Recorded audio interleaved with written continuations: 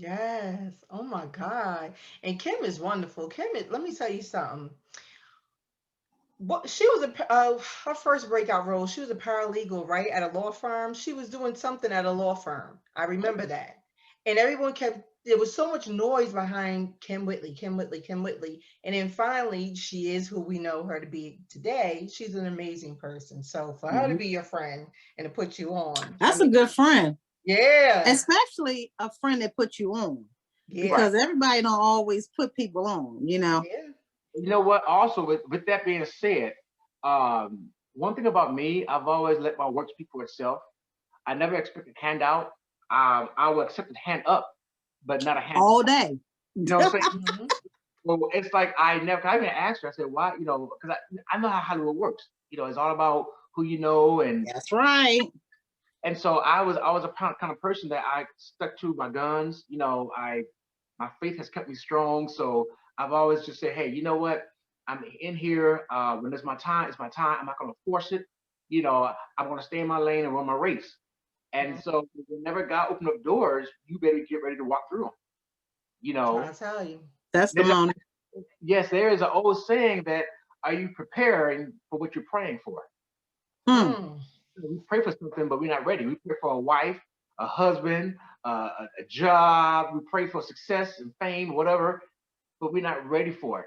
You know, and it's like, okay, when the opportunity knocks, you better be ready to open the door. If not, it's going to keep moving. Yeah. I 100% agree with that. I mean, it's so true. So now, okay, Okay, okay. well, hold on, Kim. I want to know about the Young and the Restless, because see, I watch stories. Okay, I grew up. I am a stories. I'm one where the granny had you in there babysitting. That's what that is. That's me. My granny was Yeah. babysitting me. We watched the stories. Okay, how was that experience? Woo! Oh my gosh. Okay. So one thing about me, you know, yes, I have an agent, publicist, and all that fun stuff. But I was taught early on in my career, you know, you don't get a manager unless you have a career to manage. Okay. Mm, Save your money. well, You have an agent who gets 10% of what you make. So guess what? They're only doing 10% of the work. You Mm. are responsible for 90%. So with that being said, I've always been a proactive in my career. I didn't wait for an agent to call me to make things happen. You know, yes, I was doing my due diligence, but I was doing my part, networking, building relationships, nurturing relationships, things of that nature. And so that's how the Young Restless came about. I was submitting myself to different projects, you know, for the most part. And I've always wanted to be on like a major soap opera, right? And so what happened was, uh, I remember I used to always audition and submit and submit and submit and submit, and I would never. This is a powerful testimony because I'm glad you brought this up, Barry. When I used to always submit when I used to see, you know, different casting calls for Young and the Restless, right? And I would submit, and I would submit, I would submit, and I would never get a call, not even for an audition or anything. So, you know, that went on for like maybe a couple of years. But in the meantime, I'm still doing me. I'm still doing my thing, whatnot. And so one day a role came out, and I was like, oh, I would be perfect for this role. And so I saw the audition tape, whatnot. And long story short, I, I, I just felt good about this. I just felt, I was feeling it, right? So the role was for me playing Abby's bodyguard, right? She was my name is Crockett, right? And Mhm. so it was a very unique role because basically they had adopted me into the family.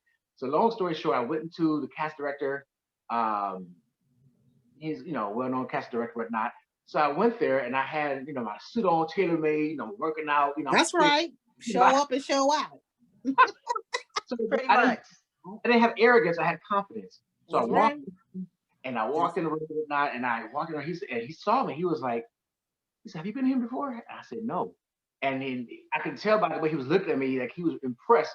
But you know, but at the end of the day, I went there, did my role. He asked me to do like several different takes, right? mm-hmm. So I felt good knowing that usually you'll get one take and you're out because they're seeing hundreds of actors a day. So when he asked me to do several takes, and I did what he asked me to do for the most part.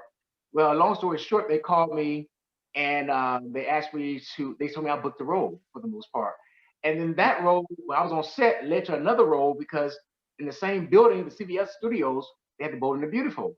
I went up, do my lunch break. One of the I think my makeup artist, she said, "Hey, you know, have you been on the Bold and the Beautiful?" I said, "No." She said, "You should go submit your resume to the cast director." You know, and she told me to go. I just went up there, knocked on the door. She was happy to be at her desk. I said, "Don't mean to disturb you. I just want to drop off my resume, my headshot." Long as she said, "Okay, thank you." That was it. Oh, about a month later, my agent called me and said, "Hey, they want you on the show." I mean, so you just never plant seeds, right? And you never know what one seed could lead to for the most part. So That's the rest, right. yeah. Look at God. Look at God. Won't he do it? Won't he? Really won't. Yeah.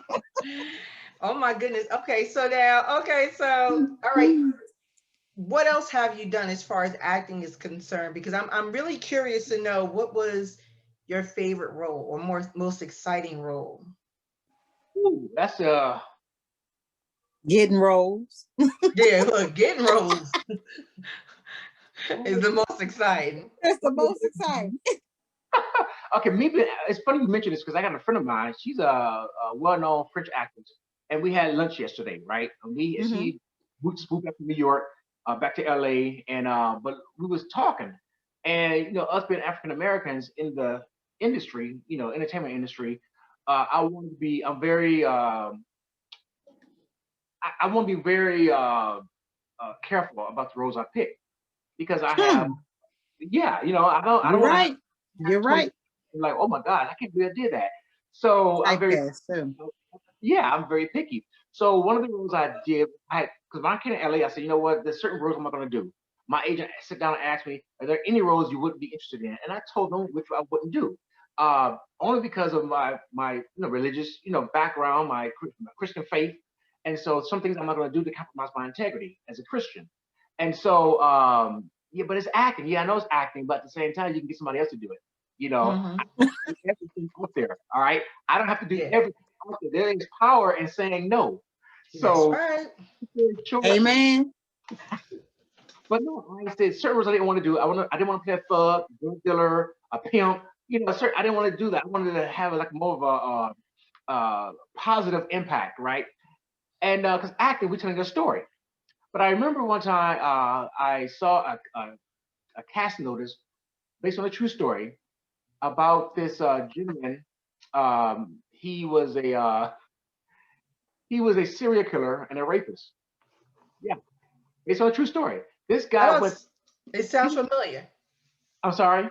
It sounds familiar. There's a whole bunch of them stories, serial killer and the rapists out here.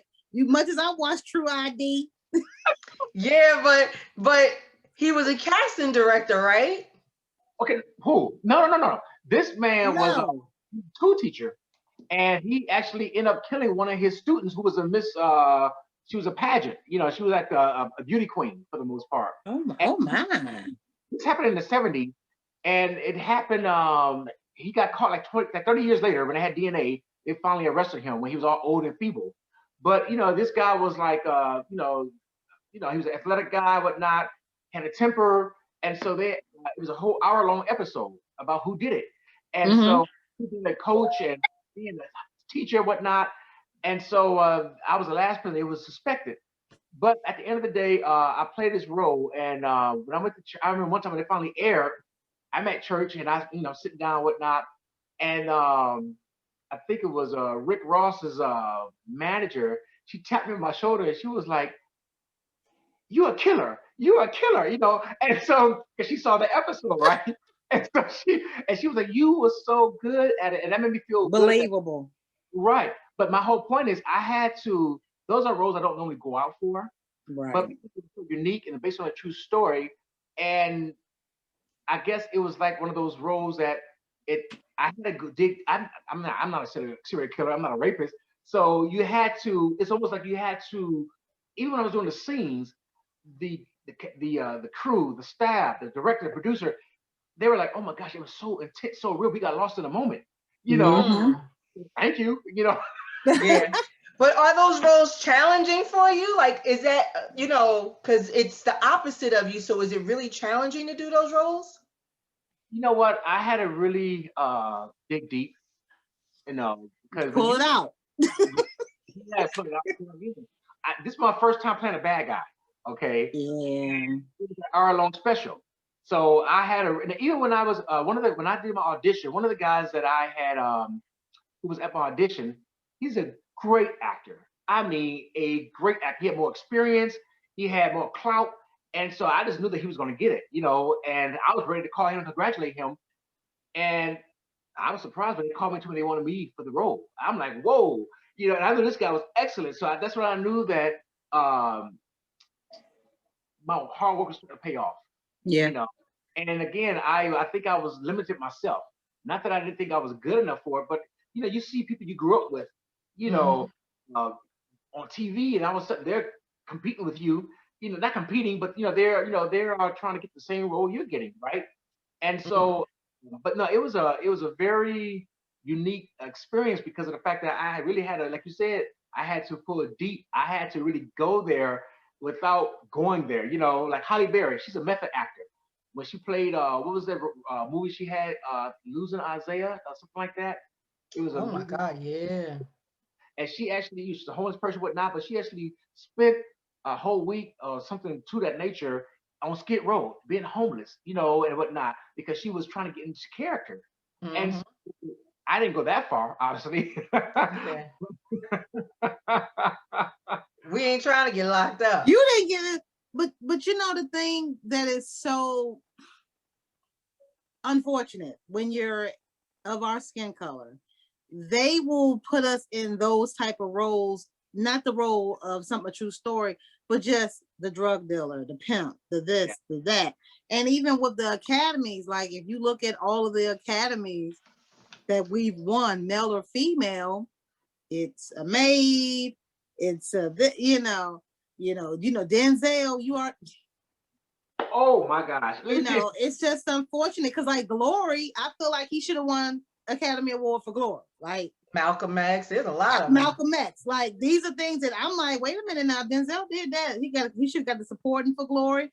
He could have got, of course, the main for Malcolm X, but then they give it to you for something. Yeah. Well, So now, wait, you had a Denzel story? Well, I remember, I had a chance to meet Halle Berry a couple of years ago, right? When I was in Hollywood. Really nice individual, nice person, whatnot, great personality. But long story short, I remember a friend of mine, like, again, my friend I had lunch with yesterday, she's like an actress, whatnot. And so she was saying how she was so disappointed that of all the roles Halle Berry did, she won one for basically Monsters Ball. Yeah, basically, yeah, and she was saying that her friends was telling her, "You're not gonna win an Oscar unless you play a slave," because it's like who's the last person who won an Oscar? Lupita. What was it for? 12 Years a Slave. Getting beat up in the back. She did a great job, but I mean, think about it. You know what I'm saying? It's like that's right. She won an Oscar for what? Having a sex scene with Billy Bob Thornton. Yeah. She was a great actress, but it's almost like, why can't we it's like, you got Octavia Spencer, you have Viola Davis, supporting actors, and that's great. They won those roles, but when was the last time you had?